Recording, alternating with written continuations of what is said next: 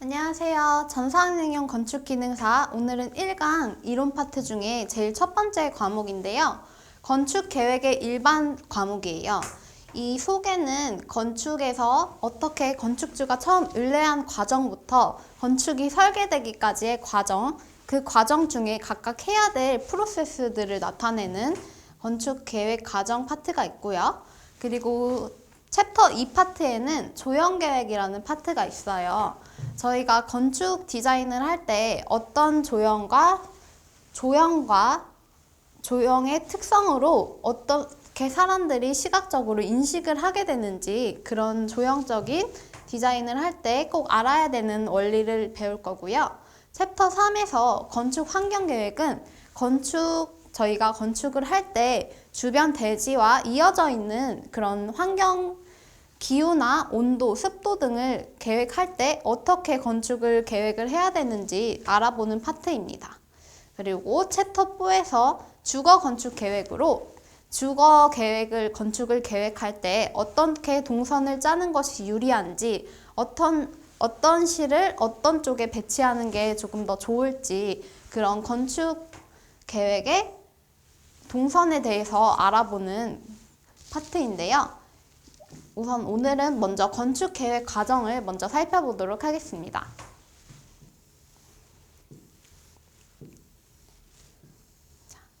건축계획 과정은 건축이 먼저 크게 건축주가 의뢰했을 때의 과정부터 먼저 조사를 하고 나중에 설계를 하고 그렇게 미팅을 하면서 크게 시공을 하기 위해서 도면이 설계되는 과정까지를 거치게 되는데요. 이 기획과 설계, 시공 파트 세 가지 단계 중에서 각각 이 세 가지 단계에서 어떤 일들이 이루어지고 있는지 그 프로세스를 저희가 크게 살펴볼 거예요. 이 건축 설계에 대한 프로세스를 묻는 문제들이 회당 1회에서 3회 정도 출제가 되기 때문에 꼭 어떤 단계에서 어떤 일들이 진행이 되는지 짚고 넘어가야 될 부분입니다.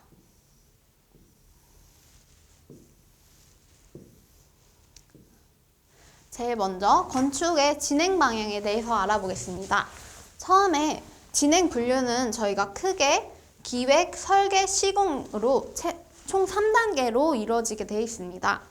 기획 파트라는 것은 저희가 건축주님이 먼저 건축사 사무소에 의뢰를 하셨을 때 어떻게 건축을 기획할 것인지 그 대지에 대한 규모나 예산에 대한 규모에 대해서 살펴보고요.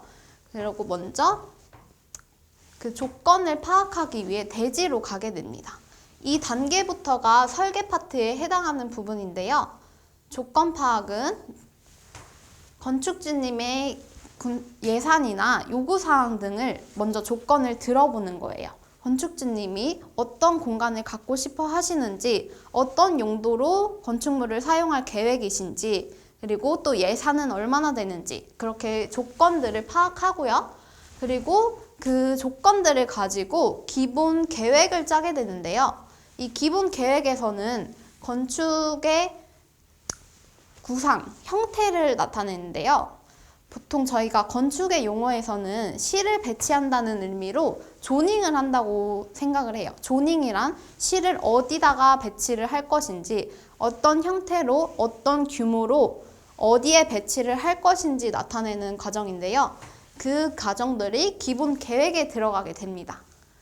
조건을 듣고선 그것을 어디에다가 그렇게 배치를 할 것인지 하는 단계까지가 기본 계획이 되겠고요. 그 계획을 가지고 건축주님과 또 논의를 하게 됩니다. 논의를 해서 마음에 들게 되면은 그것을 조금 더 구체화시키는 과정을 거치는데 이제 이 기본 설계 단계부터가 도면화가 되는 과정입니다. 그 기본 계획들을 가지고 조금 형태로만 있었던 것들을 조금 구체화시켜서 CAD 도면으로 나타내는 작업이에요. 그래서 이 기본 설계에서 이제 기본 평면도 정도가 나온다고 생각하시면 되겠고요. 기본 설계를 거쳐서 또 그 평면도가 확정이 된다면 실시 설계 단계로 넘어가게 되는데요. 이 단계에서는 현장에서 시공하시는 분들이 직접 그 도면을 가지고 공사를 할 수 있는 정도의 구체적인 도면이 되어야 됩니다. 그래서 만약 기본 설계까지라고 하면은 기본적인 형태만 나오면 되기 때문에 평면도, 인면도, 그리고 파사드, 외부 파사드 정도까지의 도면이 포함이 되겠고요. 이 실시 설계로 들어가게 되면은 공사에 필요한 모든 도면들이 포함이 되기 때문에 평면도, 인면도, 단면도 뿐만 아니라 그 외에 냉난방 설비나 그런 천정 계획, 그리고 실에 들어가는 소방 설비 같은 그런 건축 공간 안에 모든 필요한 도면들이 포함되어야 되는 단계입니다. 그리고 나서 그 실시 설계의 도면이 전부 나오면 그 도면으로 갔다가 각각의 작업자들이 들어왔을 때 그 도면을 보고 시공을 하게 되는 겁니다. 예를 들어서 만약 건축 벽체 공사를, 목공사를 한다고 하면은 목조를 위한 그런 도면이 따로 있어야 되겠고요. 목조를 위한 그 벽체만 나와 있는 그런 도면이 실시 설계에 포함이 된다던가, 소방 설비를 설치하시는 분들을 위해서 그 실시 설계에 포함되어 있는 그 냉난방 설비나 소방 설비에 대한 도면을 가지고 그 작업자분이 들어왔을 때 그 도면만 보고 시공을 하게 되고, 이런 방식으로 건축이 진행되게 됩니다. 자, 그래서 맨 첫 번째 단계인 기획 단계부터 살펴보면 건축주 또는 이용자의 요구사항 문제와 그리고 분석, 그리고 설계자가 제안하는 말을 조금 말하는 자리를 가지게 돼요. 예를 들어서 건축주님이 어떤 땅의 대지를 가지고 오셨다고 하면은 그 건축주님이 그 땅에 짓고 싶은 규모나 형태에 대한 그 요구사항들이 있겠죠. 그 요구사항들을 가지고 만약 건축가가 조금 역으로 제안하는 방식을 가질 수도 있겠고요. 건축주님의 요구사항과 건축가의 제안사항이 이렇게 조금 합해지면서 가장 큰 기본 틀을 기획하는 단계라고 보시면 돼요. 그리고 이 기획하는 단계를 만약 건축사 사무소를 거치지 않고 건축주님이 직접 원하는 바를 시공사에 직접 맡길 수도 있겠죠. 그 건축사 사무소에서는 건축 설계를 따로 진행을 해주지만 건축주님이 만약 원하는 바가 정확하게 있다고 하시면은 그것을 가지고 정확하게 시공사에 직접 의뢰를 해서 건축주님이 직접 공사를 진행하실 수도 있어요. 이렇게 되는 경우가 건축주가 직접 시행을 하는 겁니다. 공사를 발주하거나 현장 관리인을 따로 고용을 하셔서 현장을 공사할 때 시공 관리를 해주시는 분을 따로 두고 건축주님이 설계 과정을 거치지 않고 나서 직접 이 기획에서 직접 시공으로 가시는 방법입니다. 그리고 이제 3단계, 설계 단계. 설계 단계의 가장 첫 번째 단계입니다. 이것이 시험 문제로 많이 출제가 되는데요. 이 설계 단계에서의 과정, 이 프로세스들이 이렇게 가장 먼저 선행돼야 할 사항으로 이렇게 문제가 많이 출제가 되고 있습니다. 그래서 기본 기획이 되고 기본 계획, 기본 설계, 실시 단계가 이렇게 시공이 된다는 점을 먼저 알아두시면 되겠고요.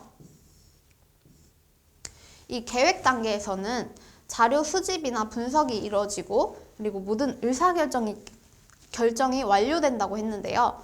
도면을 치기 전에 먼저 결정이 완료가 되는 겁니다. 어떤 형태로 될 것인지, 어떤 레퍼런스들을 참고하실 만한 사항들을 보여주면서 이렇게 조금 하시는 게 좋겠다고 말씀을 드리고 건축주님도 그것을 동의하시면 그때부터 도면화되는 과정을 거치게 되는데요.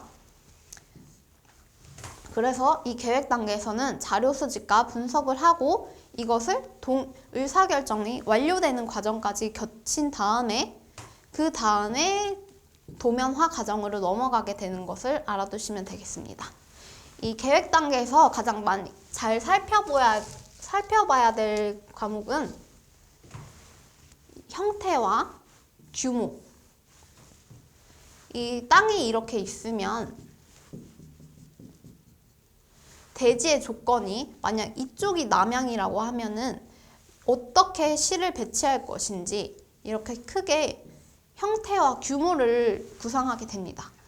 이쪽으로 거실을 배치할 것인지 이쪽으로 거실을 배치할 것인지 그리고 이렇게 배치를 할 것인지 이렇게 니은자 모양으로 배치를 할 것인지 크게 형태와 이 대지 안에 땅 건물을 지을 면적 이 규모를 구상하고요. 그리고 대지 조건이 어느 곳에 뭐 여기 뒤에 막힌 건물이 있는지 이쪽이 뚫린 방향인지 이런 대지 조건을 파악하고요.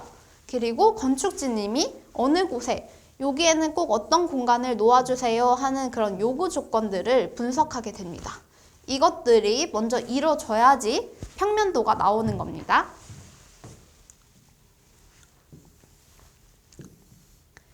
그 다음에 건축가의 도면화 작업이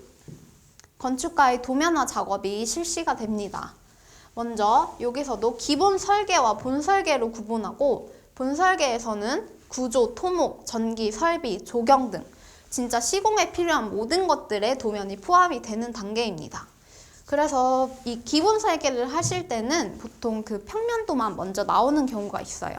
평면도가 확정이 되어야지 그것에 대한 모든 도면들이 나타날 수 있기 때문에 먼저 기본 설계에서는 평면도와 그 외관, 형태만 이렇게 나타내는 기본 도면들이 포함이 됩니다. 기본 도면에는 평면도, 그리고 인면도 그 정도가 포함이 될 수 있겠고요. 본 설계에서는 그 평면도를 토대로 그리는 도면 작업들이에요. 그 평면도를 어떤 구조로 세울 건지, 철근 콘크리트 구조로 할 것인지, 목 구조로 할 것인지, 그 구조를 세울 때 그 기둥을 세우는 간격이나 그런 벽체를 세우는 간격 작업을 해야 되기 때문에 구조 도면도 필요하겠죠. 그리고 토목, 어떤 형태로 지을 것인지도 평면도가 결정이 되어야지 나오기 때문에 그 건물이 세워질 땅에 토목 공사를 해야 되겠죠. 그래서 토목 계획도 이것에 포함되겠고, 그리고 전기, 어떤 실에 어떻게 전력이 필요한지 배분을 해야 되겠죠.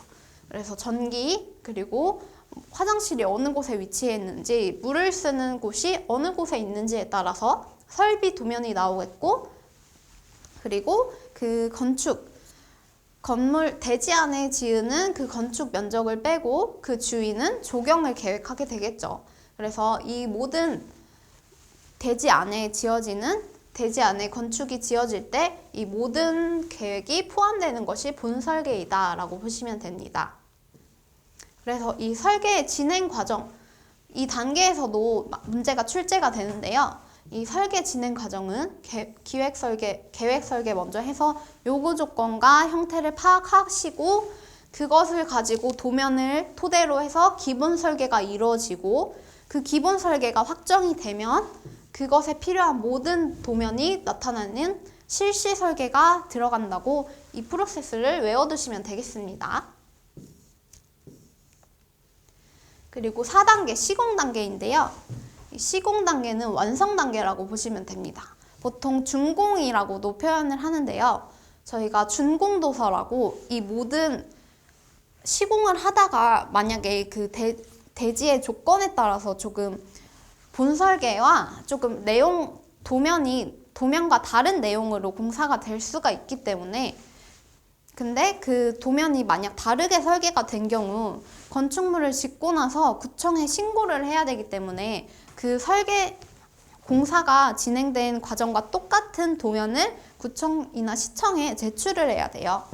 그래서 그 완성된 시공 단계에서 설계 도면에 따라 정확하게 건축물을 완성하고 그리고 나서 준공 도서라고 또 따로 공사가 완료된 것과 똑같은 도면을 만들게 됩니다.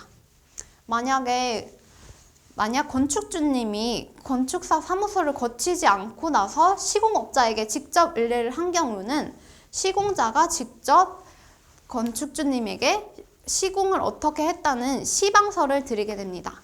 그 시방서를 꼭 건축주님이 가지고 있어야 되는 내용이고요.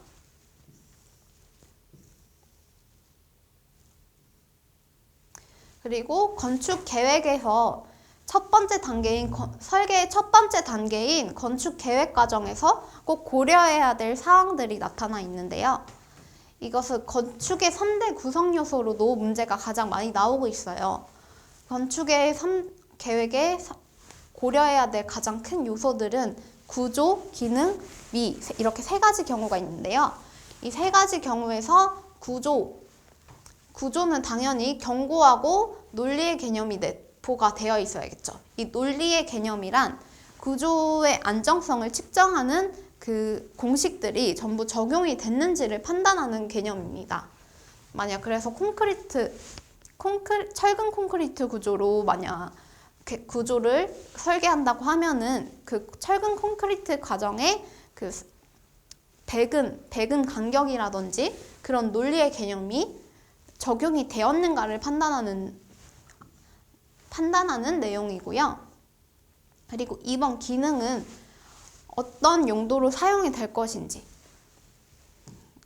첫 번째 계획 단계에서 어떤 용도로 사용이 될 것인지를 판단하는 과정이고요. 그래서 이 건축에 어떤 용도로 쓰이면서 만약 어떤 용도로 쓰일 건지, 그리고 경제적으로 괜찮은 기능을 하는지, 그런 너무 경제적으로 어떤 고려를 한다는 것은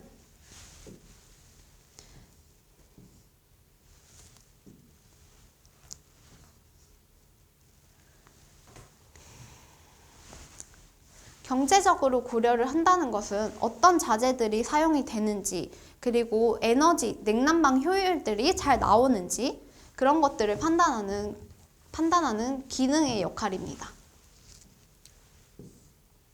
그리고 미의 역할은 건축은 도시 경관을 이루는 구성 요소 중 가장 큰 요소 중 하나이기 때문에 미적이고 인간적, 사회적으로 도움이 될 수 있어야 합니다. 만약에 그냥 일반 건축이라면 주변 경관을 해치지 않는 선에서 디자인과 디자인이 고려가 돼야 되겠죠. 그리고 인간들이 사용하기 좋을 정도로 그렇게 편리성이 고려가 되었는지 그런 것들을 측정하는 요소입니다. 그리고 건축은 도시 경관에도 큰 영향을 끼치고, 만약 도시의 랜드마크나 그런 건물들이 랜드마크가 되고 관광 쪽으로 또 국제적으로 이어지는 경우가 있기 때문에 건축은 미에서 굉장히 중요한 요소가 됩니다. 그리고 건축 계획의 조건의 설정입니다. 계획을 할 때 이 조건들을 파악해야겠죠. 앞서 말씀드린 용도와 건축주의 요구사항, 그리고 이용자의 요구, 건축의 규모 및 예산. 어떻게 보면 이 부분이 제일 중요한 요소인데요. 이것들이 어떤 계획을 할 때 어떤 요소들이 고려해야 될 사항이 아닌지도 문제로 많이 출제가 되기 때문에 이것들도 외워두시고 가시면 되겠습니다.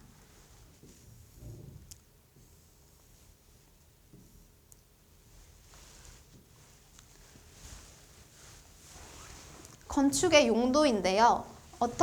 누구를 위해 어떤 목적으로 지을 것인가를 명확하게 해야 됩니다. 이것들이 먼저 설계가 들어가는 과정에서 먼저 결정이 되어야 돼요.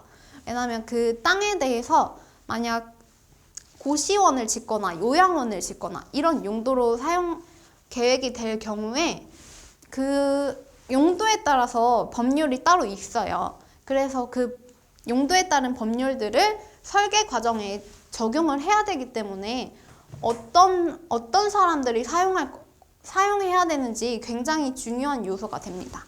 만약 휠체어를 끌어야 되는 공간이 된다면 그 휠체어를 사용하는 그 공간의 구성에 따라 또 복도의 폭이나 이동 동선이 조금 특수한 목적으로 들어가게 돼요.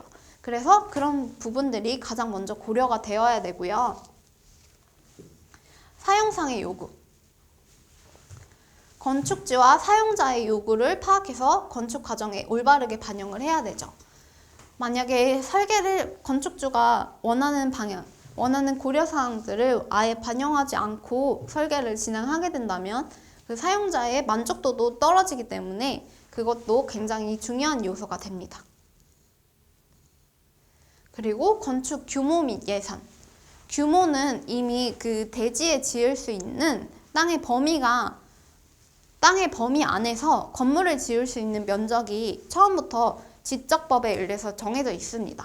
그래서 요구되는 규모와 만약 건축주가 근데 조금 더 넓은 공간을 필요로 하는데 그 땅에서 지을 수 있는 면적이 어느 정도인지 그것들이 타협이 돼야 되겠고요. 그리고 만약 건축주님이 예산을 1,000만 원 정도로 잡아왔는데 만약에 그 요구사항을 들어보니까 예산을 초과할 것 같으면 그 부분도 건축주와 건축가가 이렇게 타협을 보면서 예산이 정해지고 난 다음에 설계가 진행되어야 되는 부분입니다.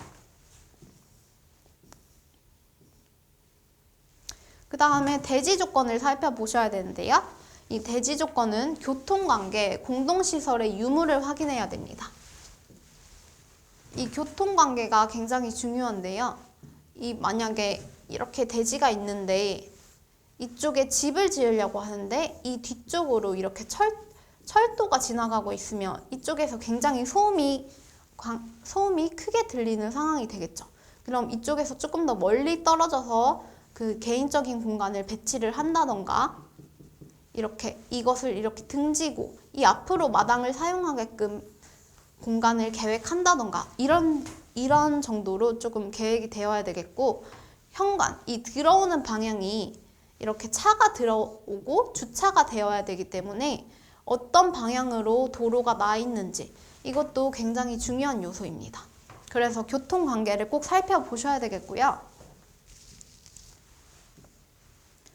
주변의 발전에 대한 예측도 굉장히 중요합니다. 만약 그 상권이 어느 쪽으로 발달이 되어 있는지, 그럼 상권이 발달한 쪽으로 나가기 쉽게끔 그렇게 동선을 배치해주면 좋겠죠. 그래서 주변에 어떤 시설들이 들어오는지 그 입지 조건과 대지의 면적, 형상, 방위, 이 방위도 굉장히 중요합니다. 어떤 쪽으로 향이 나 있는지, 그 남향 쪽으로 나 있는 부분에 거실이나 주방 이렇게 퍼블릭한 공간들을 배치하면 좋겠죠. 그래서 이 대지의 면적과 형상, 얼마만큼 어떤 형상을 띠고 있는지, 만약 이렇게 가파르게 경사진 대지의 경우 그렇게 토목공사가 얼마나 필요한지 그런 규모도 예측을 해야 되기 때문에 이 대지의 조건과 주변에 어떤 것들이 들어오는지 꼭 고려를 하셔야겠고요. 그리고 토질, 어느 쪽에 지반이 약한지, 건축을 지을 때 지반이 약하면 그 기초의 종류가 달라지게 됩니다. 그래서 토질도 체크를 해야 되고, 그 주변에 어느 쪽으로 해가 잘 드는지, 어느 쪽에 몇 시쯤 해가 지는지 그런 방향들을 실내 배치에 굉장히 중요한 조건이기 때문에 자연적 조건도 확인을 해야 합니다. 그리고 전기가 얼마나 들어오는지, 전력이 약한지 그런 것들을 체크해서 전기 증설을 하든지, 그런 조금 편리성을 위해서 그런 부분들이 조금 더 고려가 돼야 되기 때문에 그 상하수도, 수압이 어느 쪽으로 들어오게 되는지, 수압이 약하지는 않은지, 그리고 가스를 설치해야 되는지, 도시가스 배관이 있는지 그런 것들을 체크해야 되고, 법규 사항도 굉장히 잘 봐야 됩니다. 만약 그 대지의 조건이 어느 쪽에 대지에 속해 있느냐에 따라서 이 층수의 제한도 있고요. 일조량 확보 때문에 그 대지 건물의 모양이 달라질 수도 있어요. 그래서 이 법규 사항을 살펴보는 것도 이 계획하는 단계에서 굉장히 중요한 사항입니다. 그리고 그 소음 공해들이 있는지, 그 공항이 가까이 있는 동네는 조금 소음 공해로 조금 관리비가 할인이 된다던가 그렇게 공해가 있는 그런 동네가 있어요. 그래서 그 주변 사항들을 굉장히 잘 살펴봐야 되고요. 그리고 대지의 모양은 이렇게 삼각형이나 비정형 모양으로 된 것보다 직사각형이나 정사각형의 형태에 가까운 것이 배치를 하기가 좋습니다. 예를 들어서 이렇게 비정형으로 이렇게 토지가 있다고 하면은 이쪽으로 조금 건물의 모양이 이상해지던가 조금 건물의 배치가 용이하지 않을 수가 있어요. 이렇게 직사각형이나 정사각형으로 된 모양이 어느 쪽으로 배치를 할 것인지가 조금 더 설계에 있어서 자유로운 조건이 되기 때문에 이 직사각형이나 정사각형의 모양이 좋다는 내용이고요. 그리고 경사지의 경우는 이 기울기가 너무 가파르게 되면은 조금 건물을 짓는데 용이하지 않고 그 1층을 사용하기가 조금 필로티로 세우던가 그렇게 조금 용도가 의도치 않게 변할 수가 있어서 기울기는 10분의 1 정도가 적당하다는 내용이고요. 그리고 대지의 방위는 지방에 따라 다르지만 당연히 일조량, 해가 풍부한 남향이 좋겠죠. 그래서 저희가 건축주님이 어떤 대지를 가지고 의뢰를 하셨을 때 대지를 볼 때 어떠한 조건들을 살펴보면 되는지 그것들이 나와 있는 내용이고 이 대지를 살펴볼 때 조사해야 될 내용이 아닌 것에 대해서도 이렇게 문제들이 출제가 됩니다. 그래서 지형 및 지질, 이 토질, 기후 등을 자연적 조건을 확인해야 된다는 내용 들어갔고요. 그리고 지가 형성 추세, 이것은 뭐 땅에 대한 가격이기 때문에 이것은 계획에서의 단계가 아니고, 그리고 지중 매설된 시설 조사, 주변에 있는 어떤 시설이 들어올 것인지 조사를 해야 되는 부분이기 때문에 맞고요. 그리고 도시계획 및 관계법규, 이 법규들을 주변에 설계를 할 때 법규에 따라서 굉장히 모양들이 제한이 많이 되기 때문에 관계 법규를 꼭 살펴봐야 된다고 했죠. 그래서 4번도 맞는 설명입니다. 그래서 이렇게 대지를 살펴보실 때 어떠한 조건들을 살펴보셔야 되는지 외워두시고 가시면 되겠고요. 그리고 건설 시기 및 공사 기간 설정, 공기를 정한다고 하는데요. 건축주의 요구 조건에 맞는 그 날짜가 보통 다 정해져 있으십니다. 어느 시점까지 준공을 하는 것이 건축주님의 목표이신지 그것을 들어보시고, 만약에 너무 빠른 시간 안에 빠른 시간 안에 준공이 되길 원하신다 하시면 그 공기 기간을 적절히 배분할 수 있는지 살펴보고, 그 기간이 안 된다고 하시면 그런 부분들도 먼저 이 계획을 할 때 합의가 된 다음에 그렇게 진행이 되어야 되는 부분입니다. 그리고 날씨 및 공사 공정, 양생 기간을 고려해야 되는데요. 이 날씨도 굉장히 장마철이거나 만약 장마철이게 되면은 공사 진행을 못 하겠죠. 그것 때문에 여름철의 기간에 공사를 하게 되는 경우 장마철의 기간까지 충분히 고려를 해서 공사 기간을 조금 넓게 잡아야 됩니다. 그리고 공사 공정이 많은 경우, 만약 그 토지와 그 대지의 조건을 봤는데 그 건축물을 세우기까지의 과정 중에 그 토질 공사를 조금 해야 될 부분이 많고 조경 계획을 해야 될 부분이 많다 싶으면 그 공사 공정을 조금 더 늘려야겠죠. 그래서 어떤 공사의 범위를 봐야 되고요. 그리고 양생기간, 만약 타일이나 콘크리트, 그렇게 콘크리트가 굳는 기간들, 만약 범위가 많다면 더욱더 양생기간을 많이 주어야 됩니다. 그래서 이 양생기간과 공사공정, 날씨에 따라서 공사기간이 늘어날 수 있다는 것을 고려해야 된다는 내용입니다. 그리고 자료 수집과 분석, 이것들은 문제를 파악하고 어떠한 그런 문제가 있는 경우에 어떠한 건축물들이 세워졌는지 그런 참고할 만한 자료들을 가지고 건축주님과 어떻게 문제를 해결할 것인지 조금 미팅을 하는 내용이고요.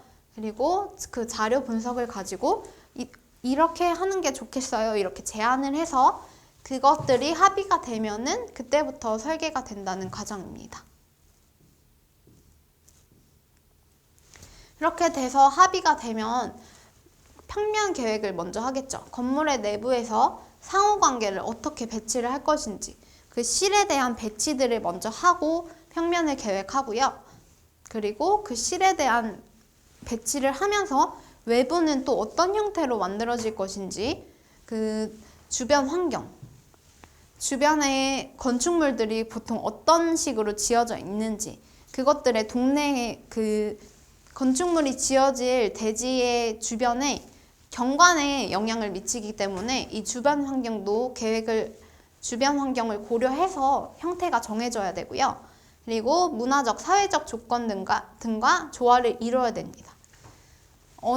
만약 강남 쪽으로 가면 고층 건물들이 굉장히 많겠지만 또 어떤 곳에 가면은 그렇게 고층 건물들이 많이 없는 곳에 갑자기 고층 건물들이 그렇게 들어오기는 조금 사회적 조건이나 문화적으로 조화를 이루어질 수는 없겠죠. 그래서 이런 부분들이 조화를 이루어야 되고, 그리고 주변 환경에 일조나 소음 등 문제가 없는지 검토를 해야 되는 부분입니다.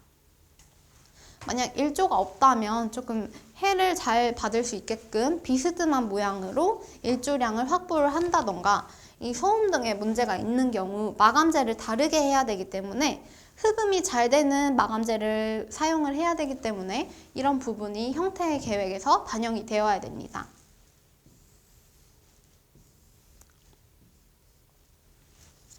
그리고 인명계획은 보통 형태와 마감재를 이용해서 건축 공간의 외부를 아름답게 계획한다고 했습니다. 어떤 그 건축주님이 원하시는 그런 재료가 있는지, 그리고 또 요즘에는 어떤 자재들이 사용이 되고 있는지, 인면에 대해서 어떤 식으로 창을 낼 것인지, 그런 부분들이 계획이 되는 단계입니다. 그리고 구조와 설비 계획. 경제적인 건축물을 설계하기 위해서 계획한다고 했는데요. 그 설비가 보통 태양광을 이용해서 전기를 효율적으로 이용하는 경제적인 방법도 있고, 그리고 또 배수는 어떻게 해결할 것인지, 물탱크를 사용할 것인지, 그런 조금 경제적으로 어떠한 에너지 효율성을 위해서 건축물에 어떠한 설비를 넣을 것인지, 그것들이 계획이 되어야 됩니다.